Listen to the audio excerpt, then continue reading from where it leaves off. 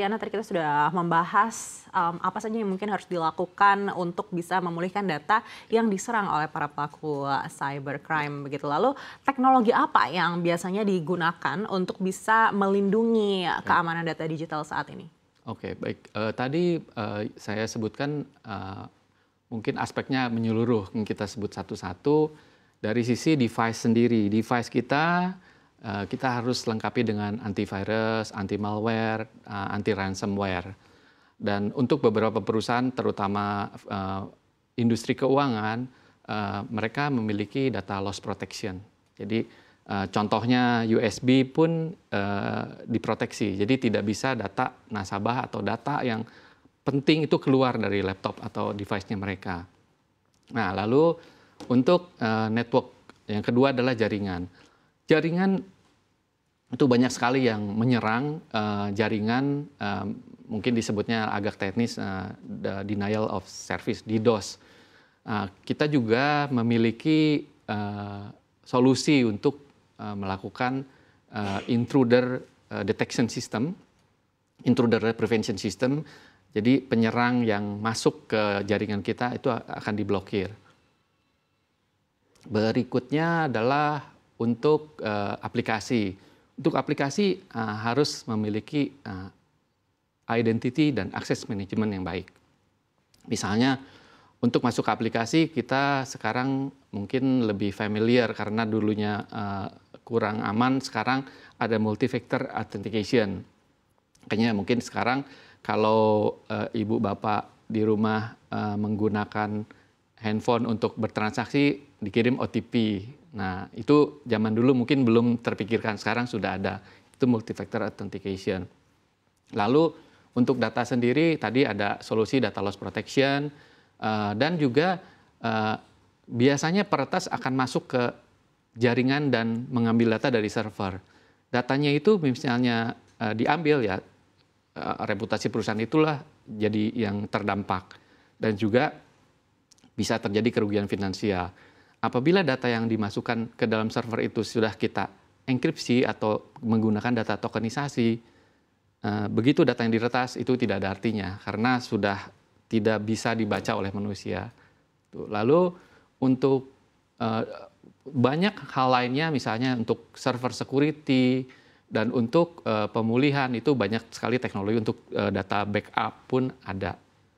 Teknologinya banyak, jadi kalau disebut satu-satu lumayan banyak kira-kira begitu. Bapak tadi sempat sedikit menyampaikan kalau memang proteksinya mau lebih tinggi, artinya biaya yang dikeluarkan juga akan semakin besar. Gitu. Tapi kalau pantauan dari Bapak saat ini, apalagi untuk industri yang paling rawan adanya penyerangan dari keamanan data digital, apakah sudah cukup mengeluarkan banyak biaya untuk proteksi ini, artinya sudah cukup sadar dengan adanya urgensi keamanan digital. Kita tidak usah bicara perbankan big caps ya, yang mungkin memang perbankan yang besar gitu. Tapi bagaimana dengan perbankan-perbankan yang menengah atau mungkin tidak sebesar big caps gitu? Apakah juga sudah memiliki kesadaran tersebut saat ini?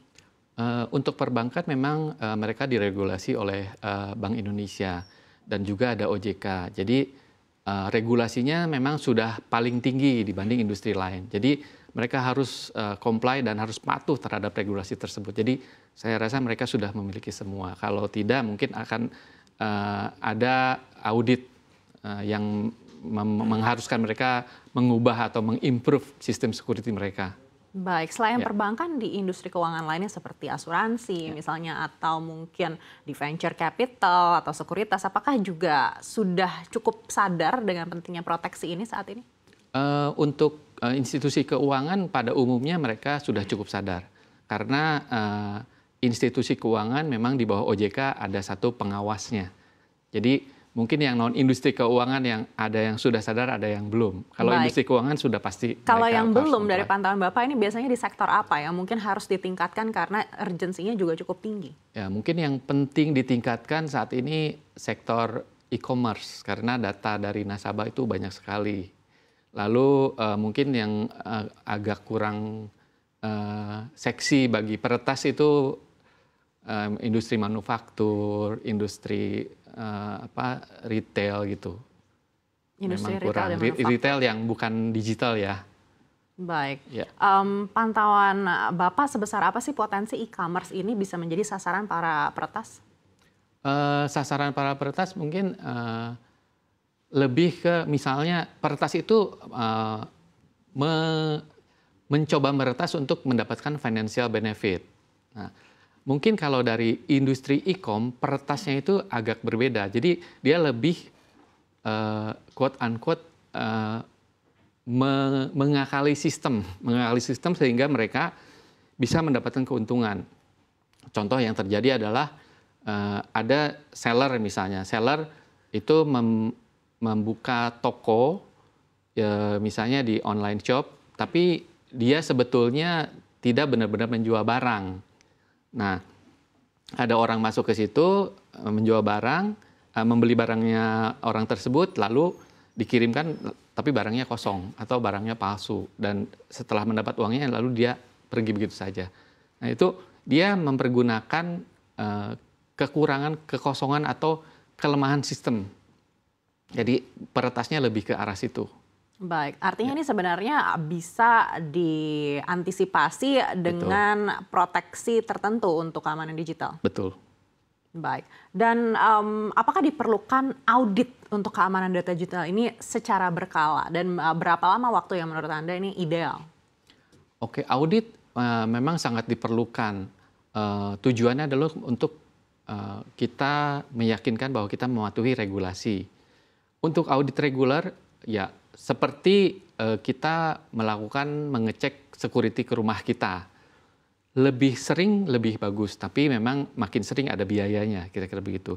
Untuk perusahaan-perusahaan yang joint venture biasanya mereka melakukan audit quarterly, regularly secara quarter, dan akan di follow up terus sampai data atau kelemahan tersebut dipenuhi, akan dikejar terus oleh tim audit. Kira-kira begitu. Baik, seiring juga dengan perkembangan teknologi, perkembangan para pelaku penjahat keamanan digital ini kan juga terus berkembang begitu. Betul. Ya Pak. Lalu apa yang mungkin bisa dilakukan oleh industri untuk tetap terus mengembangkan diri begitu agar bisa memproteksi keamanan data digital dari para pelaku? Saya rasa semua industri pada saat ini sudah mulai wajib pertama memikirkan bagaimana jika ada serangan cyber, jika datanya mereka retas oleh pihak lain. Nah, yang kedua adalah mereka harus mulai menyiapkan sumber daya manusianya. Sumber daya manusia yang mengerti mengenai information security dan bisa membuat prosedural dari perusahaan tersebut agar tidak terkena serangan. Yang berikutnya adalah investasi alat, lalu ada software, antivirus dan lain sebagainya, itu harus sudah in place menurut saya. Di saat-saat sekarang ini di mana undang-undang PDP akan segera disahkan atau sudah mulai efektif ya di Oktober. Baik, Bapak menilai seperti apa kualitas SDM teknologi kita saat ini? Karena kalau berkaca dari yang sempat disampaikan oleh industri keuangan, ini terjadi talent war begitu, karena tidak terlalu banyak SDM yang ada untuk kebutuhan industri yang terus berkembang. Betul, jujurnya di industri keamanan ini memang talentnya masih relatif di bawah developer atau bisnis analis yang ada di lingkungan IT. Tetapi pada saat ini karena semua industri aware mengenai security, saya rasa akan makin banyak nanti talent-talent ke depannya, dan karena demand-nya tinggi, otomatis biasanya banyak orang yang misalnya dari mulut ke mulut infokan, akhirnya mereka, karena security itu sebetulnya sesuatu yang bisa dipelajari. Tidak usah harus masuk ke universitas lagi, belajar 5 tahun. Jadi bisa dipelajari sendiri dan bisa ambil sertifikasinya, kira-kira begitu. Baik, apakah sertifikasi ini ke depannya akan menjadi urgensi yang sangat penting dan apakah akan terus berkembang nantinya untuk para talenta digital? Ya, saya rasa begitu. Sertifikasi ini sangat penting sehingga sebetulnya sertifikasi itu akan mengajarkan atau melakukan tes kelulusan untuk orang tersebut menyeluruh dari aspek misalnya simple security sampai namanya hacking ya, hacking sampai dia meretas sampai ke sistem yang paling sulit gitu kira-kira Bu.